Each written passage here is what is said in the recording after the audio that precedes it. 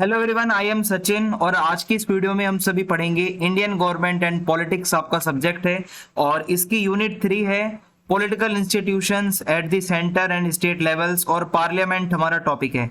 तो SOL, NCWEB और regular सभी स्टूडेंट्स के लिए वीडियो काफी ज्यादा हेल्पफुल रहने वाली है। तो चलिए वीडियो को स्टार्ट करते हैं। आपसे छोटी सी रिक्वेस्ट है कि आप प्लीज इंस्टा पे मुझे फॉलो कर लें और अगर आपकी कोई भी क्वेरी हो तो आप आके मुझसे पूछ सकते हैं।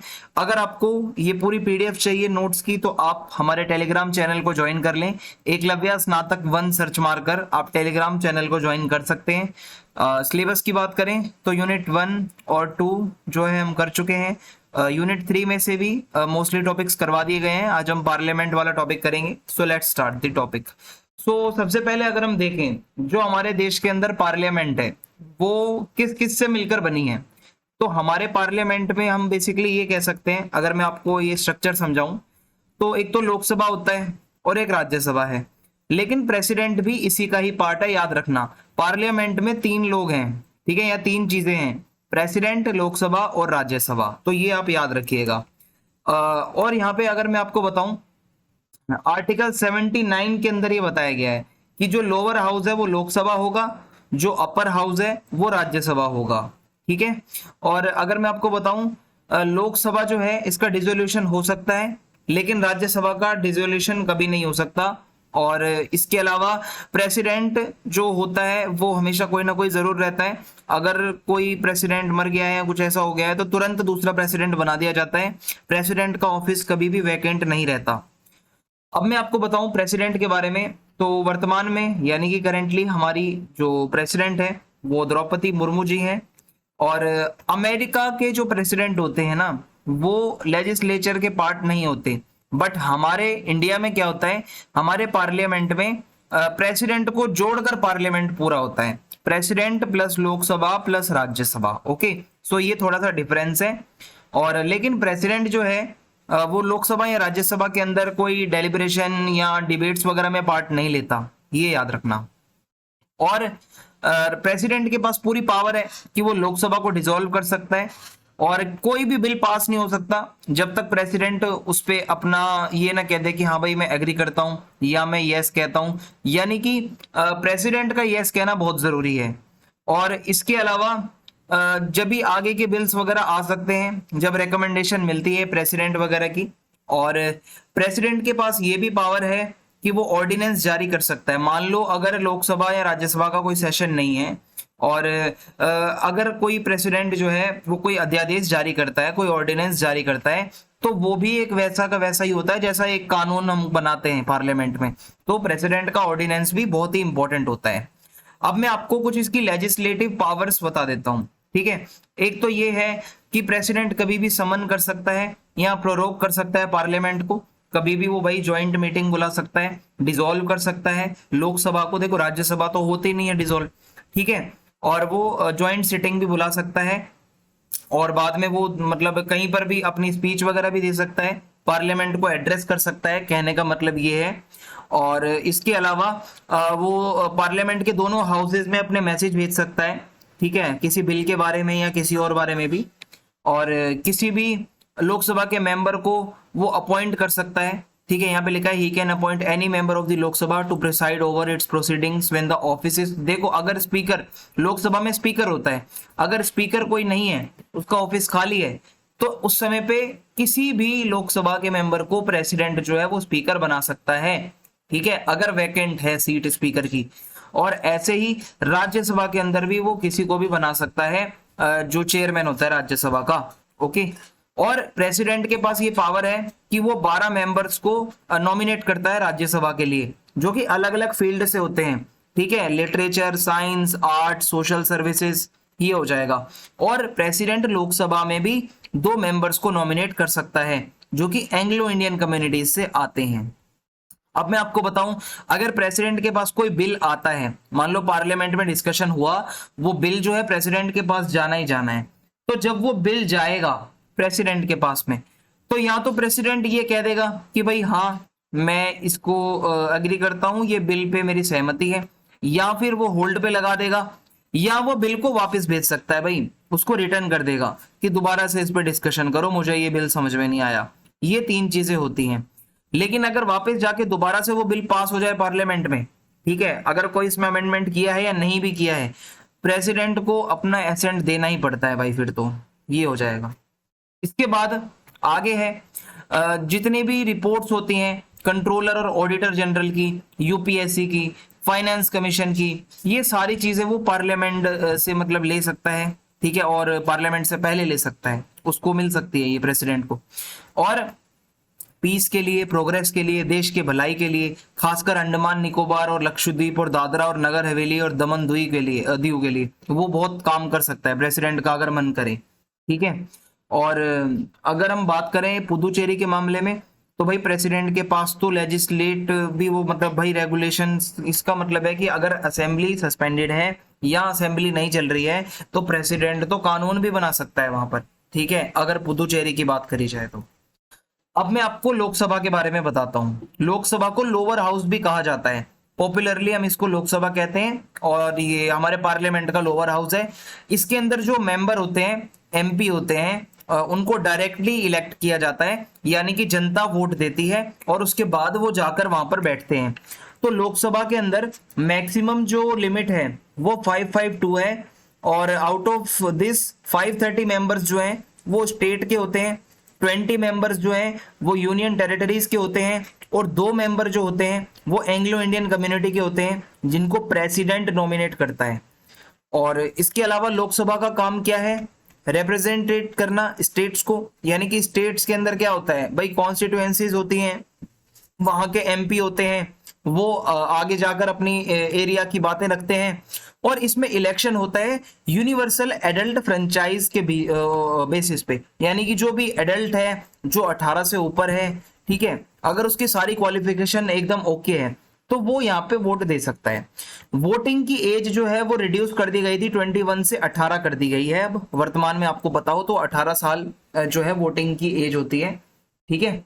और अगर मैं आपको यहाँ पे बताऊं, यूनियन टेरिटरीज को भी रिप्रेजेंट करती है लोकसभा। अलग अलग जो यूनियन टेरिटरीज हैं, जो उनकी कॉन्स्टिट्यूएंसीज होती है, वहां से रिप्रेजेंटेटिव्स आते हैं, ठीक है, डायरेक्ट इलेक्शन होके आते हैं, और वही सेम फॉर्मूला है, 18 साल से ऊपर वाले लोग वोट डालते हैं। फिर है नॉमिनेटेड मेंबर्स। प्रेसिडेंट जो है वो 2 मेंबर्स जो कि एंग्लो इंडियन कम्युनिटी के होते हैं। If the community is not adequately represented in the Lok Sabha, originally this provision was to operate till 1916। देखो 1960 तक इसको प्रोविजन को बनाया गया था, एंग्लो इंडियन वाला, बाद में इसको एक्सटेंड कर दिया गया 2020 तक, जब हमारे कॉन्स्टिट्यूशन में 95th अमेंडमेंट हुआ था, ओके, 2009 में। सो ये जो एंग्लो इंडियन वाला रिजर्वेशन है या नॉमिनेशन है, इसको एक्सटेंड कर दिया गया था, याद रखिएगा। लोकसभा के अंदर सिस्टम कैसा होता है भाई इलेक्शन का? तो देखो इसमें क्या है, टेरिटोरियल कॉन्स्टिट्यूएंसीज होती हैं, ठीक है। डायरेक्ट इलेक्शंस के लिए क्या होता है, जो एरिया होता है उसको कॉन्स्टिट्यूएंसीज में डिवाइड कर दिया जाता है, तो जितने भी स्टेट होते हैं उनको उतनी ही लोकसभा की सीट दी जाती है जितनी उसकी पॉपुलेशन होती है, यानी कि दोनों का रेशियो देखते हुए ही उसको सीट मिलती है। लेकिन अगर कोई ऐसा स्टेट है जहां पर 6 मिलियन से कम लोग रहते हैं, तो वहां पर क्या होता है, ये रूल फॉलो नहीं होता।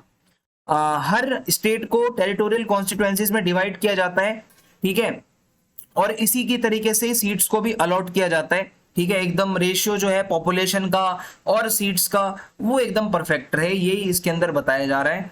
और रिजर्वेशन भी होती है। देखो एससीज और एसटीज के लिए कॉन्स्टिट्यूशन जो है वो ये कहता है कि किसी भी कम्युनल रिप्रेजेंटेशन को हम नहीं आने देंगे, यानी कि कोई हिंदू मुस्लिम के नाम पर रिजर्वेशन नहीं मिलेगा। रिजर्वेशन मिलेगा शेड्यूल कास्ट लोगों को, शेड्यूल ट्राइब्स को, इनको मिलेगा, ठीक है। तो अगर कोई भी शेड्यूल कास्ट के अंदर आता है या शेड्यूल ट्राइब में आता है तो उनको रिजर्वेशन मिलता है। यहाँ पे क्वालिफिकेशन की बात की जाए तो एक तो आप इंडिया के सिटीजन होने चाहिए, आपकी एज जो है वो 25 से नीचे ना हो, और क्वालिफिकेशंस बाकी की आपकी सारी पूरी हो जो भी पार्लियामेंट मांग रहा है आपसे। अब मैं आपको लोकसभा के स्पीकर के बारे में बताऊंगा। स्पीकर जो होता है वो उसी के ही मेंबर्स में से चुना जाता है, और जब भी स्पीकर का जो पद होता है वो जब वेकेंट होता है तो लोकसभा किसी दूसरे मेंबर को इलेक्ट करती है स्पीकर के लिए। और ये जो डेट होती है कि भाई इस तारीख को इलेक्शन होगा स्पीकर का, वो प्रेसिडेंट फिक्स करता है अपने अकॉर्डिंगली। और स्पीकर समझ लो मेन होता है भाई मुखिया। लोकसभा में जितनी भी प्रोसीडिंग्स होती हैं जितने भी बहस होती है वो सबको कंट्रोल करने का काम वही करता है भाई, जो स्पीकर होता है वो प्रिंसिपल स्पोक्स पर्सन है, यानी कि वही सभी को अनुमति देता है। देखो जैसे पार्लियामेंट्री प्रोसीजर्स होते हैं, जितने भी क्वेश्चन आर होता है, अमेंडमेंट होने हैं, मोशंस आने हैं, तो ये सारी चीजों के ऊपर डिसीजन कौन लेता है? जो लोकसभा का स्पीकर होता है। कास्टिंग वोट, अगर कोई लोकसभा में कोई बात चल रही है और वोटिंग हो रही है, अगर वहां पे टाई हो गया तो स्पीकर का वोट भी काउंट हो सकता है, तो वो टाई ब्रेक हो जाएगा। और क्या होता है यहाँ पे ग्रांटिंग और withholding permission to speak, अगर जो इतने सारे एमपी बैठे हैं किसी को अपनी बात रखनी है तो वो बात रखने से पहले, अपनी स्पीच देने से पहले परमिशन लेता है, किसकी? लोकसभा के स्पीकर की।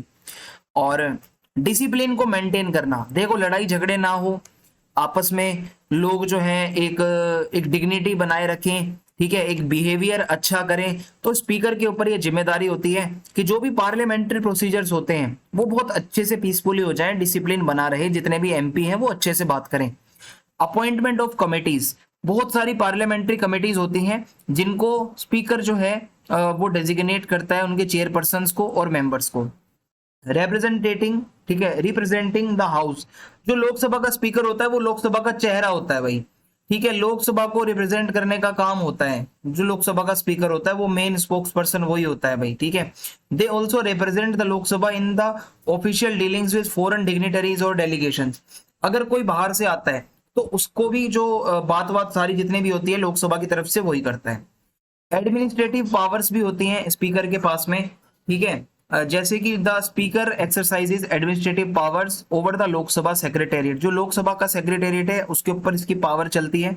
विच provide support services to the members and assist in the smooth, देखो जो भी लोकसभा की जो सर्विसेज होती हैं वो जितनी भी एडमिनिस्ट्रेटिव पावर है वो सारी स्पीकर के पास में होती है, ये याद रखना आप, ठीक है।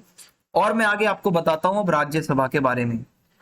तो राज्यसभा के अंदर मैक्सिमम जो इसकी जो फिक्स की गई है स्ट्रेंथ वो 250 है, जिसमें से 238 रिप्रेजेंटेटिव्स जो होते हैं वो स्टेट और यूनियन टेरिटरीज से आते हैं। 12 रिप्रेजेंटेटिव्स जो होते हैं उनको प्रेसिडेंट नॉमिनेट करता है, याद रखिएगा। और प्रेजेंट में राज्यसभा के 245 मेंबर्स हैं और इनमें से 229 मेंबर्स जो है वो स्टेट्स के हैं, 4 मेंबर्स जो है वो यूटीज के हैं और 12 मेंबर्स जो है वो प्रेसिडेंट उनको नॉमिनेट करता है। और याद रखना ये जो 12 मेंबर्स को नॉमिनेट किया जाता है ना, ये अलग अलग फील्ड से होते हैं, कोई स्पोर्ट्स से होता है, कोई लिटरेचर से होता है, कोई आर्ट से होता है, उनके जो भी एरिया में उन्होंने कोई अच्छी अचीवमेंट ली है उसके बेसिस पे उसको मिलता है। सो राज्यसभा स्टेट्स का रिप्रेजेंटेशन करती है, जितने भी मेंबर्स होते हैं वहां पे इलेक्टेड होते हैं। उनको कौन चुनता है? देखो राज्यसभा के जो एमपी होते हैं ना उनको आपके एरिया के एमएलए चुनते हैं। जो आपकी लेजिस्लेटिव असेंबली होती है, विधानसभा, जो एमएलए होते हैं ना वो सारे मिलकर क्या करते हैं, डिसाइड करते हैं कि किसको एमपी बनाना है राज्यसभा का, समझे? तो यहाँ पे लोग नहीं वोट डालने जाते राज्यसभा के एमपी के लिए, एमएलए जिनको आपने चुन के भेजा है वो यहाँ पर आगे एमपी को चुनते हैं राज्यसभा वाले। आई होप आपको समझ आ रहा होगा। और राज्यसभा जो है वो यूनियन टेरिटरीज का भी रिप्रेजेंटेशन करती है और जो हर यूनियन टेरिटरी का रिप्रेजेंटेटिव है वो राज्यसभा में इनडायरेक्टली इलेक्टेड होता है, ये मैंने आपको बता ही दिया है। So out of the 7 union territories 2 ही ऐसी यूनियन टेरिटरीज हैं, दिल्ली और पुदुचेरी, जिनका रिप्रेजेंटेशन है राज्यसभा के अंदर, क्योंकि इनकी पॉपुलेशन है, ठीक है, इतनी ज्यादा कि हाँ इनको रिप्रेजेंटेशन मिला है। बाकी टेरिटरीज में 5 जो है उनकी बची हुई जो 5 है उनमें इतनी पॉपुलेशन है ही नहीं कि उनको रिप्रेजेंटेशन दिया जाए राज्यसभा के अंदर। नॉमिनेटेड मेंबर्स, जो प्रेसिडेंट है वो 12 मेंबर्स को नॉमिनेट करता है, कोई आर्ट की फील्ड से है, कोई लिटरेचर से है, कोई साइंस से है, कोई सोशल सर्विस से है, ठीक है, कोई समाज सेवा करता है, तो उनको भी यहाँ पे नॉमिनेट कर दिया जाता है। राज्यसभा का मेंबर बनने के लिए कुछ क्वालिफिकेशंस हैं, वो सिटीजन ऑफ इंडिया होना चाहिए और उसकी एज जो है वो 30 साल से कम ना हो, और बाकी जितनी क्वालिफिकेशंस है वो सब भाई वो फुलफिल करता हो। अब मैं आपको बता दूं, जैसे लोकसभा का स्पीकर होता है तो राज्यसभा का चेयरमैन होता है, और जो चेयरमैन होता है वो हमारा वाइस प्रेसिडेंट होता है इंडिया का।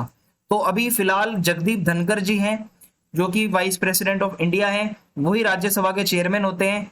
तो अगर मान लो ये अगर कल को प्रेसिडेंट बन गए तो ये तो भाई वाइस प्रेसिडेंट की पोस्ट खाली हो जाएगी, तो यहाँ पर जो है ये चेयरमैन के पद से भी हट जाएंगे, क्योंकि चेयरमैन सिर्फ वाइस प्रेसिडेंट ही रह सकता है, ये याद रखिएगा। और जो चेयरमैन होता है राज्यसभा का वो जब भी रिमूव किया जा सकता है अगर उसको वाइस प्रेसिडेंट के पद से हटाया जा रहा है, अदरवाइज उसको ऐसे नहीं हटाया जाता।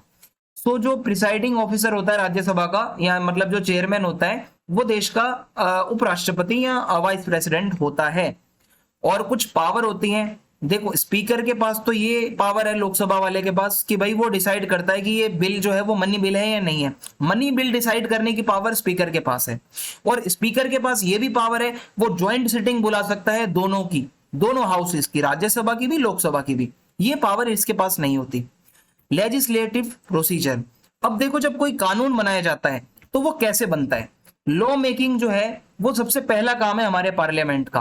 पहली स्टेज जो होती है यहाँ पर, उसमें एक बिल को इंट्रोड्यूस किया जाता है, बताया जाता है कि आखिर ये है क्या, इसके ऑब्जेक्टिव क्या है, इसके रीजन क्या है। इसको हम फर्स्ट रीडिंग कहते हैं। ये सबसे पहला स्टेप होता है। अब जो मैं आपको बताऊं, दो तरीके के बिल होते हैं, ऑर्डिनरी बिल और मनी बिल्स। ऑर्डिनरी बिल क्या है? अगर मनी बिल के अलावा जितने भी बिल होते हैं वो ऑर्डिनरी की कैटेगरी में आते हैं। और ये इनको कौन बताता है पढ़कर? जो एमपी होता है या कोई मिनिस्टर होता है जो लोकसभा में बैठा हुआ है। हर बिल जो होता है वो गजट में जरूर छपता है, जो भी आता है हाउस के अंदर बिल आता है। और जब फर्स्ट रीडिंग चल रही होती है, जब उसका इंट्रोडक्शन चल रहा होता है, तो कोई डिबेट नहीं होती, हर कोई सुनता है शांति से।